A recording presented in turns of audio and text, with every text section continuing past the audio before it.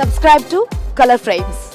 Faf du Plessis సారథ్యంలోని Royal Challengers Bengaluru చివరి 5 మ్యాచ్ల్లో విజయం సాధించింది.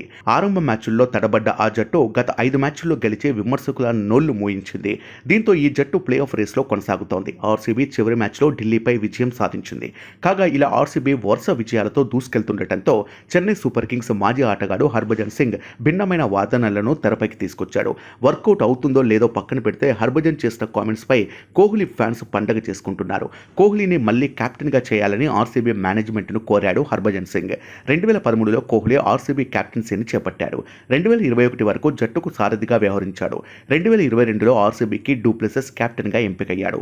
అయితే తాజాగా స్టార్ స్పోర్ట్స్తో మాట్లాడిన హర్భజన్ సింగ్ విరాట్ కోహ్లీని మళ్లీ కెప్టెన్గా ఎందుకు చేయకూడదు? చెన్నై సూపర్ కింగ్స్పై ఎంఎస్ ధోని ప్రభావం చాలా ఉంది. అలాగే విరాట్ కోహ్లీ ప్రభావం ఆర్సీబీపై ఖచ్చితంగా ఉందన్నాడు బజ్జే. ఇప్పుడు ఆర్సీబీ దూకుడు కాడుతోంది. ఈ నేపథ్యంలో మళ్లీ విరాట్ కోహ్లీనే జట్టుకు సారథ్యం వహించాలని కోరుకుంటున్నాను అని చెప్పాడు హర్భజన్. ఈ సీజన్ ఐపీఎల్లో అత్యధిక పరుగులు చేసిన బ్యాట్స్మెన్ జాబితాలో కోహ్లీ నెంబర్ 1 స్థానంలో ఉన్నాడు. ఈ సీజన్లో ఇప్పటి వరకు 13 మ్యాచ్లు ఆడి 661 పరుగులు చేశాడు. అందులో 5 అర్ధ సెంచరీలు మరియు 1 సెంచరీ ఉన్నాయి.